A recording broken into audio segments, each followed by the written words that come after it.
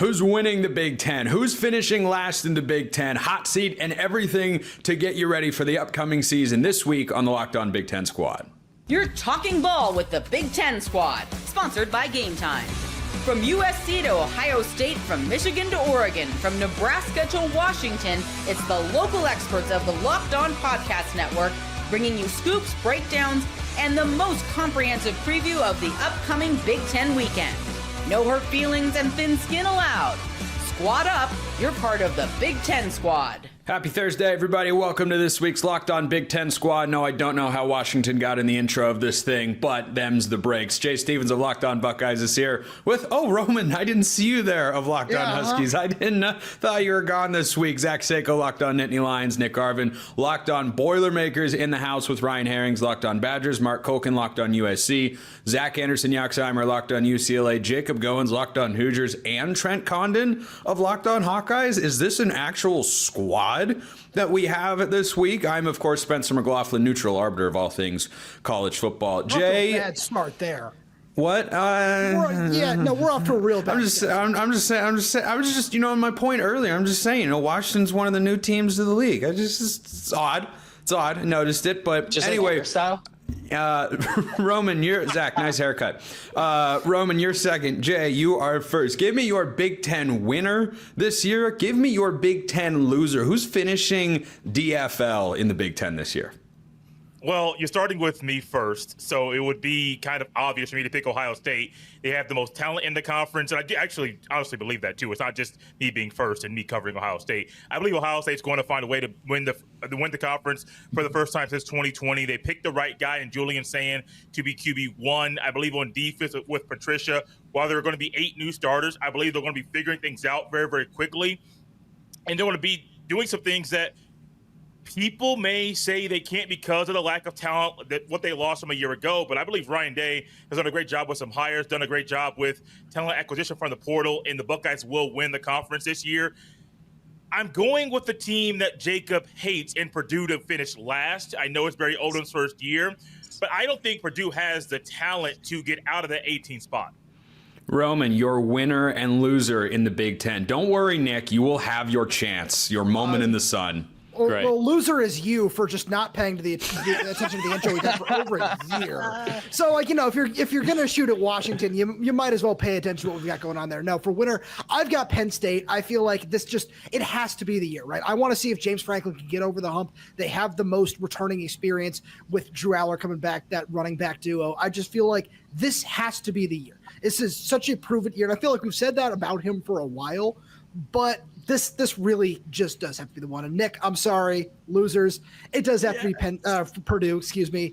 I don't believe in the talent either right now. They do have to come out to Washington as well, and that's not going to be a fun time for you guys. But I look at the talent there, and with what Ryan Walters unfortunately did, obviously now he's at Washington. I don't believe in what that team has right now. Oh, look, Craig Sheeman of Locked On Big Ten has hopped into the party, but that doesn't mean you get to cut your turn in line, but we welcome you anyway. Seiko, you liked a lot of what Roman was saying right there. I have 3 guesses as to who you're going to pick to win the Big Ten this year, but who's finishing last? Sorry, Nick, Purdue. It's Purdue or Rutgers. Maryland. Maryland's another team, but I think Purdue is the easy answer. Maryland would be a close second, especially if they go with the freshman quarterback in Malik Washington. For Penn State, Roman summed it up very well. It sounds like he'd be fit to host Locked On Nittany Lions, but all of the things that he said, plus the fact that Penn State is following the formula. People have pointed this out. I've pointed this out that, okay, Michigan is obviously dealing with what it's dealing with, but that formula of you have your coaching staff, Penn State added to its coaching staff that was already really good, getting Jim Knowles away from Ohio State. Then you have your nucleus. You bring back your veteran quarterback. They bring back not 1 but 2 superstar running backs, the offensive line. And then they add to position groups that were questionable or potentially weaknesses and go get an all-conference player in Trevor Pena to go with a wide receiver core.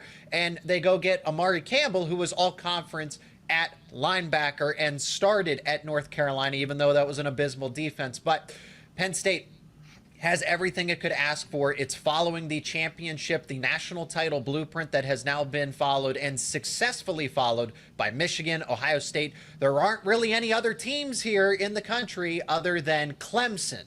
So everybody else is going through those systematic changes. Penn State has everything, every box that you could ask for checked for this season.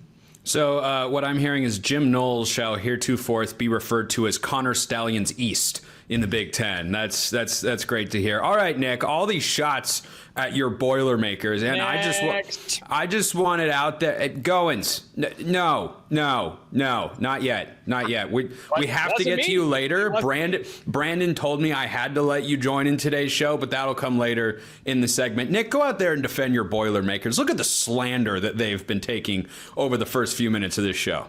I mean, Spencer, I've been saying it on the show. You can doubt all you want, and it's fair to doubt a team that went 1-11 last year, a team that Ryan Walters left in about the worst spot you can possibly leave a football program in. But you hire Barry Odom for a reason. He tries to build up that culture. And yes, you have a brutal schedule down the stretch, whether that be Washington, Michigan, Ohio State, and Indiana to end out the last month of the year.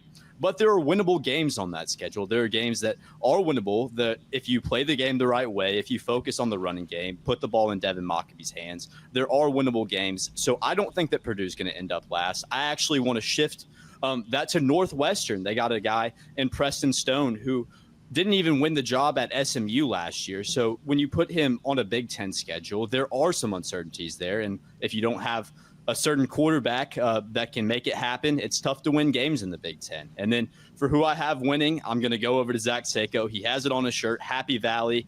I think that team's experienced. I think James Franklin is coaching to prove that he's a national championship winning coach. He's proven that he can win in the regular season, but much like a guy that I love, Matt Painter, he needs to prove that he's a national championship winning head coach, and I think that this is the year. Herrings, are we going to elect this year's Wisconsin team to the Hall of Mid, or are they going to shock us all? I mean, they could shock us all. I don't think they fall into either of the questions we're answering here, though, best or worst. I think the best, it's Ohio State. I've been pretty consistent on that. I don't really know what's changed so much from last year where we're suddenly so into – like Penn State's really good. Penn State had Aller last year. They had those running backs last year. They had James Franklin last year. Ohio State's the better team. They have better talent on both sides, and they've proven it. Ryan Day's proven it. And guess what? Penn State has to go to Columbus this year. They have to go play at Ohio State. I don't think they're winning that game, which means they're going to have to make up 2 games in the conference. I think it's Ohio State and maybe Oregon, or even if you want a dark horse, Illinois, who plays nobody, could sneak into the Big Ten title game. I don't think it's Penn State. I think it's Ohio State. Sometimes the easy answer, the simple answer is the right answer. For worst team, it's Minnesota because I hate that place. I'm not sound logic. I would say I think Maryland is a really good call out. Nick, I think that was a really good call out, or whether it was Zach or Nick. I think Maryland is a team that struggled to find identity. I think Locksley's probably It was not. Nick. We would never let Zach speak that early in the show. I think that was a really good one. I think Maryland could find itself there. Northwestern, I think Purdue are all in that mix, but I'm going to go Minnesota because I root for their failure, and I like to root for things when football's on. Mark, who do you think wins the Big Ten this year? And please say USC for entertainment value. So the only reason I'm going to pick Penn State is because if they don't do it this year, it's never going to happen. I mean, the same general tenor, the same song that everybody's singing. Is James Franklin a championship coach? We know he can win during the regular season, but when it gets to those big games, bowl games, he finds a way to lose those games against teams that are his equal. So I'll say Penn State only because if it's not this year, it's never, ever, ever going to happen with James Franklin. Now, as far as who is the worst, it's going to be a battle between Northwestern and Purdue. Just flip a coin. It really doesn't matter. Both teams are going to struggle a lot. Listen to that, Zach. There was like an inkling of respect for the Bruins in that response from Mark. So who's finishing worst and first in the Big Ten? I'm thinking worst. I'm going to go with Maryland. UCLA does have both Maryland and Northwestern on the schedule, so we'll see by the time the season ends whether the UCLA Bruins struggle going to Northwestern or hosting Maryland. I'm going to go Maryland right now. In terms of the best, I think Ohio State. There's not a lot of pressure. You win the national championship. You think maybe the next year there won't be as much pressure this year, and I think that might lead to a very successful 2025. Goins, we know who you're picking last. Who are you picking first? Nick has taken enough of a beating in this opening segment.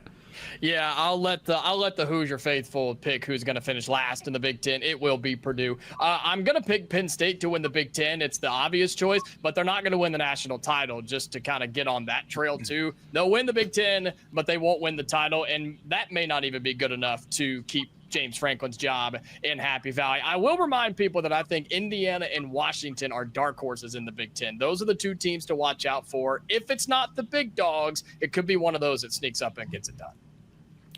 Trent, that Padres hat. Did you know that San Diego is a long way from Iowa City? But go ahead. Yeah, I'm looking for a sunny vacation coming up this winter, as I was going to be traveling to USC and maybe a little road trip down to San Diego before it. Top of the list, I can't go with Penn State. James Franklin's a whiner. He complains about everything. Their media complains about everything.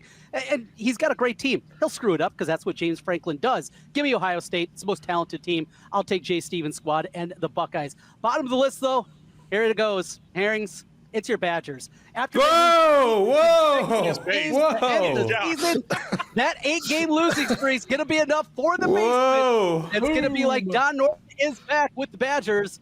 Badgers 1-8, the Big Ten last for. Can I retort really quickly? Yeah, you may. Badgers haven't won less than 5 games in 35 years or something. I mean, it's actually like 24, but they're not winning one game and not finishing last in the Big Ten. That's absurdity. That last 8 is difficult, and it's going to get ugly. There's coach fired. There's another one for you. Oh, this is insanity. Well, that's gonna be the second segment, but I do want to give Craig a chance to opine as the man who covers the entire conference here for us all. Craig, you've got maybe the best 30,000-foot view, worst and first in the Big Ten. First, I'm going to go with Penn State because I'm in the camp of if not now, when. This is a loaded roster. They got the most experienced quarterback in the country, and if they don't, we'll rip on them for coming up short. And by the way, can we tap the brakes on Ohio State just a little bit? We got a brand new quarterback that we've really never seen play except for a few snaps. They got they spent $1 million on an offensive lineman, a tackle from Rice that isn't going to crack their two deeps. And they've got 8 new players on defense. I still think they're a playoff team, but I don't know if they're going to win the whole conference. As far as the worst team, Nick, I'm an Indiana grad. You're last, dude. Welcome to Locked On. Baby, Nick, just know I'm in the Maryland camp. Yes. I'm in team Maryland last, which would probably result in a job opening. Others could come available this year. That is coming up next. First, this episode brought to you by Rugiet. Guys, you've probably heard of Viagra or Cialis. Maybe you've even tried them. But if you're looking for something beyond the usual pill, it's time to meet Rugiet Ready. Rugiet Ready is next-gen prescription treatment designed to amplify arousal in the brain and boost blood flow. Unlike usual pills that can take hours, Rugiet's 3-in-1 formula dissolves under your tongue and kicks in fast. On average, in 15 minutes. Effects can last up to 36 hours, so you can stay confident and in control when the moment is right. So if you're trying to get a little boost in the bedroom, Rugiet is the place that you want to go. You can even read real customer reviews on their sites, helping a lot of people feel more confident and present in the moment. Head to Rugiet.com/LockedOnCollege. Use code LockedOnCollege to get 15% off today. That's RUGIET.com/LockedOnCollege. Use the promo code LockedOnCollege for 15% off. Individual results may vary with prescription treatment. Compounded drugs are permitted to be prescribed under federal law but are not FDA approved and do not undergo FDA safety, effectiveness, or manufacturing review. Please visit the Rugiet website for full safety information. Check them out at Rugiet.com/LockedOnCollege. Hot seat talk in the Big Ten this year. Mike Locksley needs to win a hefty number of games or he could be on the way out. He's been there for a while, trending down after a 4-8 season last year. Seiko, I'll start with you. What's the first Big Ten head coaching gig that comes open this fall? It is either Mike Locksley getting fired in Maryland or Luke Fickell in Wisconsin. Because I feel like every other coach has safety, has security. I mean, I don't know. Maybe over at Iowa, right? I'm blanking on the head coach. Kirk Ferentz. I'm so glad you brought that up. That was my dark horse. Zach, retire is the question. We're not talking about retirement. We're talking about firing. Kirk Ferentz is going to be. Whoa, I didn't say the word fire. I said head coaching job that will come open. Yes. So that's if he retires, that would be one to watch out for. The only saving grace for Maryland is if Malik Washington shows some progress. So there's going to be word, get the freshman in, play him. And if there's actual tangible progress, then Mike Locksley might have another year. It's kind of the same thing with Luke Fickell. If you perform better than internal expectations, even if it's slightly, just some sort of promise, both of those coaches could be safe. So I think if we're talking head coach openings, any of those, Kirk Ferentz, can't believe I blanked on his name if I was going to refer to Iowa there, but I'd say Maryland's the most likely with that outside shot that it's the Hawkeyes. That's how much respect the Nittany Lions apparently have for Iowa, Trent. Can you believe that? Oof, my goodness. Nick, last year Purdue was the Big Ten job that came available. Which one do you think, for any reason, comes open this year first? Yeah, so Spencer, as easy as it would be to say Maryland, that team is projected to be bad, but I'm going to go in a different direction with this. I'm going to say Luke Fickell at Wisconsin, and not because Luke Fickell's a bad coach. We saw what he did at Cincinnati. He had a lot of success, but when you think about the expectations that Wisconsin, that Badgers team has year after year, that's a program that expects 10 wins. That's kind of been the standard at Wisconsin throughout the span of my life, at least. So when you think about what Luke Fickell has done, 5-7 last year, 7-6 the year before, and then you look at the schedule, you face Alabama, Oregon, Michigan, Ohio State, brutal schedule this year for Wisconsin. If Luke Fickell's not able to win some games, there may be some questions behind his job security in Wisconsin. Yeah, Wisconsin's been good for all of Nick's life, all 12 years of them. Trent, what would you do if Kirk Ferentz, after this year, let's say they go 6-6, they're just kind of out there. What if he just hangs it up? I don't see that scenario playing out. I think the way that he'd walk away is if they do have a special season, backdoor their way into a playoff, something like that, have that kind of year. I don't see him walking off after a disappointing 6-6, something like that. If it does happen, though, there are a lot of candidates. And this is a job, again, my lifetime, a lot longer than Nick's in 45 years. I only know two coaches.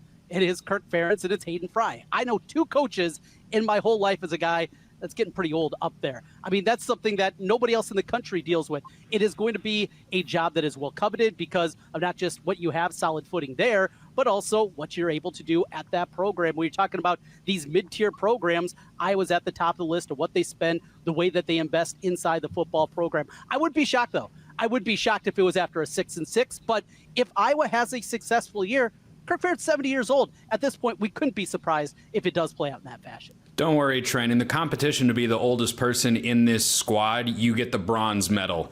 So you're all right. Zach, which job do you think comes open first? First, well, I was going to be spicy and go with Lincoln Riley, not first. Lincoln Riley will not become, that job won't come open first. Whoa. But I think at some point, potentially, it might heat up as the season comes to an end. The one that comes open first would certainly probably be the Maryland job. Mark? Yeah, well, okay. Anyways. Welcome to the show, Mark. We've been recording this whole time. Yeah, well, I'm old. I fall asleep when you guys bore me. That's true. We have to give him some grace. So to Trent's point, and I'm not sure who raised it, I think Kirk Ferentz is willing to walk away this year after the season, regardless of what kind of year he has, as long as he passes Woody Hayes on that all-time wins list. I think that's why he's sticking around. No. Now, Mike Locksley is the obvious choice just because of what's going on down there. I'm going to throw a dark horse in there, someone who should be on the hot seat. And if I'm Michigan's administration, I'm looking for a reason to get rid of Sharon Moore. I see Jay nodding his head up and down. You cannot have your head coach, the guy leading the charge to cheat, lie, obfuscate, do everything possible to bend and break the rules. I mean, if that's the way we're going to go, man, I'm demanding everything that USC gets everything back that was taken away from them. Oh dear.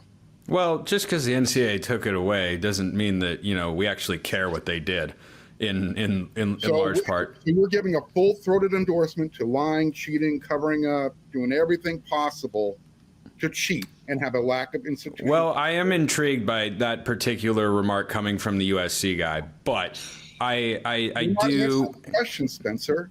You can practice no, I was going to answer the question. I was just all day long.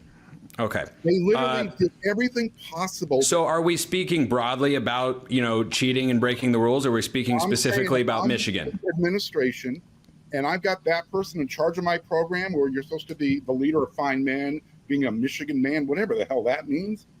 This is what you want representing college football now? Are you okay with that? I'm not a Michigan administrator nor somebody that is adhering to that particular brand. Jay, you know the brand pretty well. Should Sharon Moore just get the boot so that Ryan Day doesn't have to coach against him anymore? I think he should get the boot if he starts losing a lot. If they have a season like they did last year, I can see him getting fired. Even aside from the whole sign stealing stuff and his own involvement in it and trying to cover it up, he can't have another year like he had a year ago and expect to keep his job. Or in year 3, beginning of that year, whenever that other suspension is going to come down, he may be fired after that week. I do think Mike Locksley is gone. I didn't think he would be here at this point in his career. I thought he'd be going back to being an offensive coordinator, which I think is probably the best fit for him. I think he'll be the first coach gone in this season. We got shuffled around because for some reason we brought Goins back in. I don't know who made that particular decision, but Herrings, I want to go to you since a lot of folks are talking about your guy Luke Fickell. Is he the first coach that is no longer in the position he will have when the season kicks off next week? Next year? No, he's not going to be the first job that opens up. It's just, having had conversations with people that are kind of close to it, it's not nationally. I can see the context. They're not going to fire him 3 years in after the financial investment they made into him. It would have to be a literal, like Trent said, apocalypse season where they win one game, and they're not going to win one game. There's a huge buyout. His recruiting has been pretty well. They're not going to change out coaches. They're just not in 3 years. I actually think there's an interesting one here. Think about coaches that maybe could move up the ladder. Like who's a Big Ten coach at a program that has a capped ceiling that has done really well, that has a track record of maybe leaving for other schools? Brett Bielema. And Brett Bielema has a good year again this year, coming off what he did last year. This is Luke Altmaier's last season. He's already shown he will leave for a better school and more money. I could see if he strings another 10, 11 win season together, there's going to be schools that wonder about Brett Bielema and see if they can kind of pry him away. I think that might be an interesting one to track. I think that is. I had not considered that really, but I think that's a good point. I want to take off my throw jabs at Roman because it's fun sort of hat and seriously raise the Jed Fish point that if Washington has the season that some people, including myself, expect them to this year, if Billy Napier is removed from his coaching duties at Florida, Jed Fish's name is going to be where, Roman? Top 2 on that list? Probably top 5, I would say. By the way, I just want to throw it out there for the record. You've changed your Washington prediction 3 times so far in the last But who's keeping track, right, Roman? Just me. That's my job. Whoa. What is this changing I'm being accused of? You need the Nico jersey and the Jed Fish visor. That's what you need. You took the under a few weeks ago on this here show, and then you bring me on to lock. That was back in the summer. Yeah. Okay. That was a long time ago. I would probably say top 3 is where Jed Fish falls on that. I'm very curious though to see if he's ready to pick up and move again for what obviously the SEC would at this point be considered a lateral move in the Power 2 conferences. Yes, he's a Florida alum and everything like that. But with how he's structured everything at Washington, I don't think he's going to want to pick up and move everything again.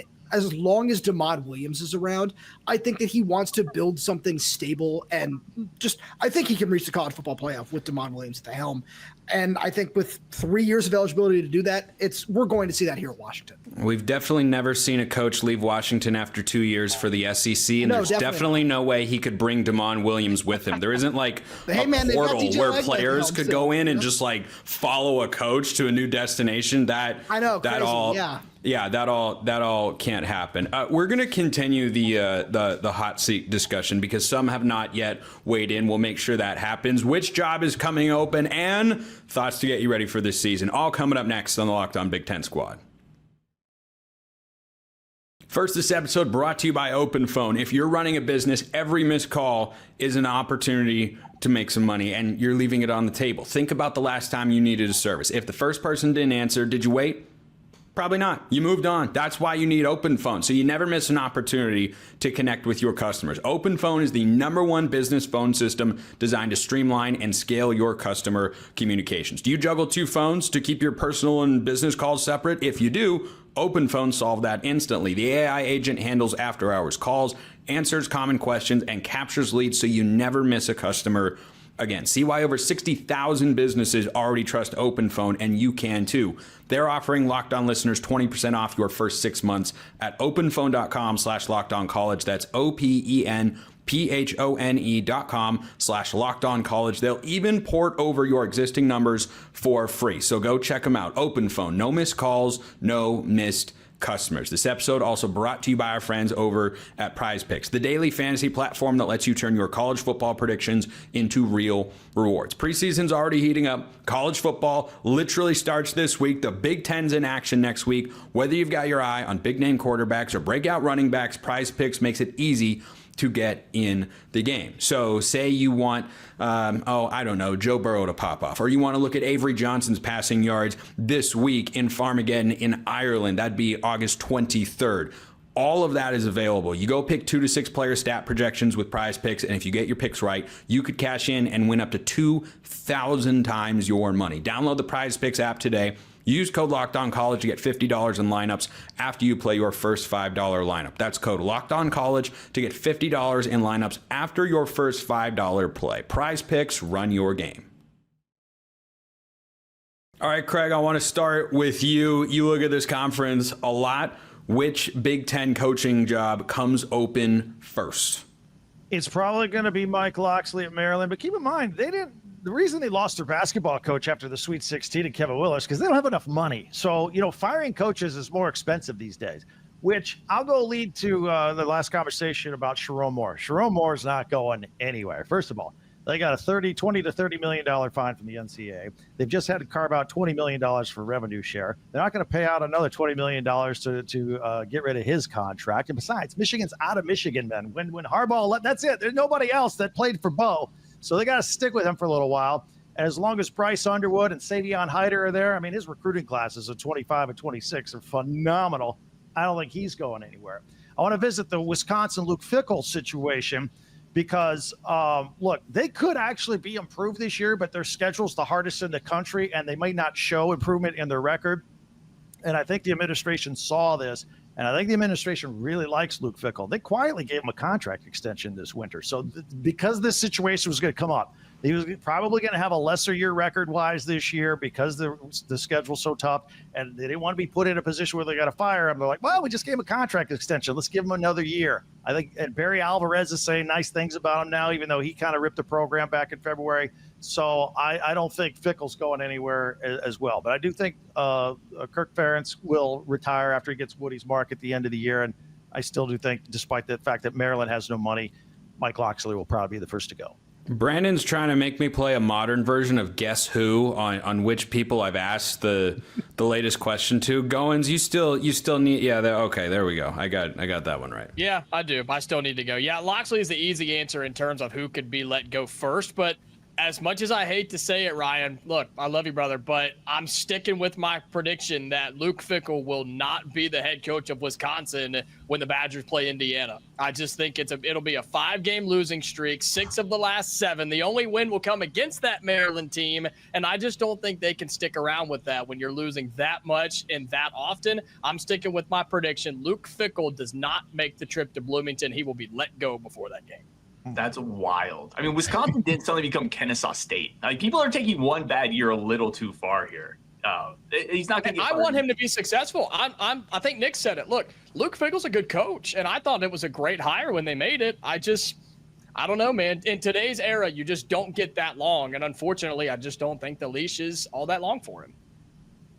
Yeah, it won't be in season. I'll say that. And barring off field stuff, they definitely won't be in season.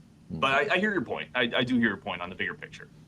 Let's wrap today's squad with this. Everyone go around 30 seconds or less. Give the biggest keys to your team overachieving in 2025. Zach, we begin with UCLA.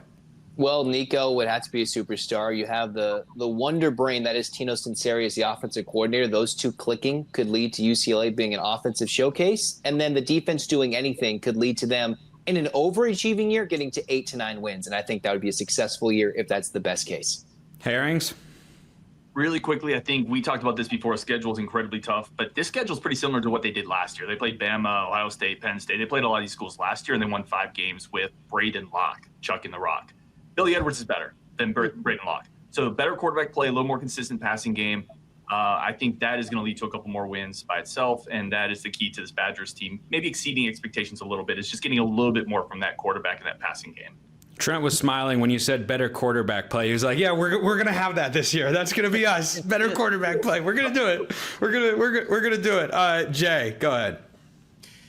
Getting Sagan up to speed very, very quickly, because there's no way that Ohio State can do what they did last year and then even improve their record and have less losses. If Sagan is struggling and slow to get up to speed as QB1, you got to get Hartline up to speed too. He's a new offensive play caller. You don't have an opportunity to allow him to just go through the motions and just be lackadaisical. He has to get up there too, but it's all in the trenches. You have to get the D-line and O-line correct. You got the guy from Rice who's not going to start. You're going to believe in a guy from Minnesota, seems like, to be the right tackle. You got to get the O-line and the trenches correct, and Buckeyes will be just fine. Roman, I imagine that T word is going to be a part of your answer here. How'd you guess? Yeah, no, it all does come down to the trenches. Washington. I do my homework, contrary to what you were accusing me of earlier. There's some evidence that states otherwise. But when I look at the defensive side of the ball, if Washington can continue to stop the run with the 5 down front, then Ryan Walsh is going to implement with a much deeper rotation on the defensive line. That'll create some extra possessions. And if this offensive line can hold up and not be last in the Big Ten in sacks allowed like they were last season and protect Damon Williams, I think this offense is going to flourish. You got a duo of preseason All-Americans in Jonah Coleman and Denzel Boston. There's a lot of talent on this team. And if the trenches can take a step forward from bad to average to maybe slightly below average, I think this team can really surprise some people. Trent, here is your Mark Gronowski moment of the day. Yeah, I mean, that's the easy one. One quick thing, though. I got to push back on Craig and Mark. If you think Kirk Ferentz is sticking around another year for a record, you don't know Kirk Ferentz. That's not the way that he's wired, and that's not what he chases. He might stick around. He might retire after this year, but it has nothing to do with the record, that aside. Yeah, it's simply Mark Gronowski. Last year, we've seen Iowa. It's pitiful they've been in the passing game, the number of wins that they've been able to stack up over the last game, and Mark Gronowski is above competent what this team could be overall. Above competent and below average are what the last two answers were striving for. Speaking of below competent, Nick, go for it, man. Oh, terrible, Spencer, we got to run the ball. Y'all said that Purdue's going to be the worst team in the league, and I don't see that being the case if you keep the ball in the hands of Devin Mockabee. 4-year running back, just under 1,200 yards away from breaking Purdue's all-time leading rushing record. He's the guy. Keep it on the ground with Mockabee, and you'll find success. By the way, Mark, just so you know, Nick thinks that Purdue is upsetting USC in their Big Ten opener. Yeah, we've talked about that.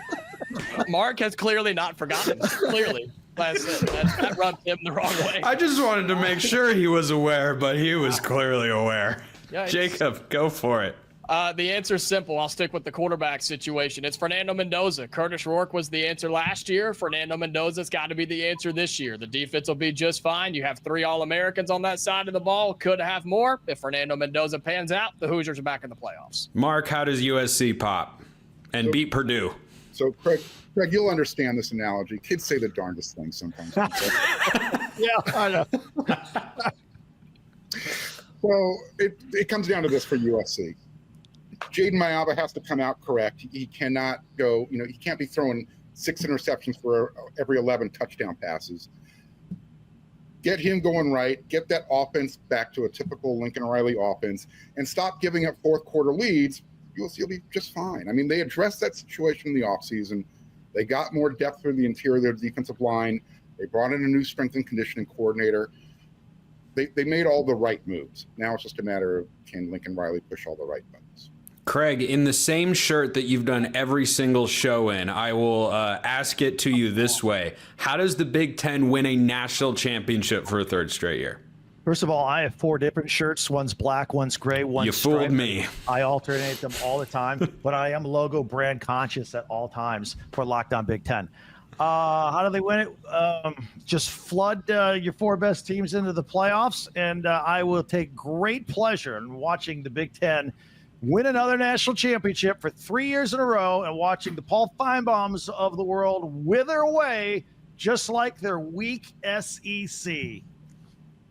Boom. How about, by the way, oh, he's gone. That was a mic drop right there. I was gonna, that was kind of a mic drop. Okay, I see what we were going for there. But I just wanted to quickly ask, which of the 4, who's the 4th team that you're putting in the playoff in your head there?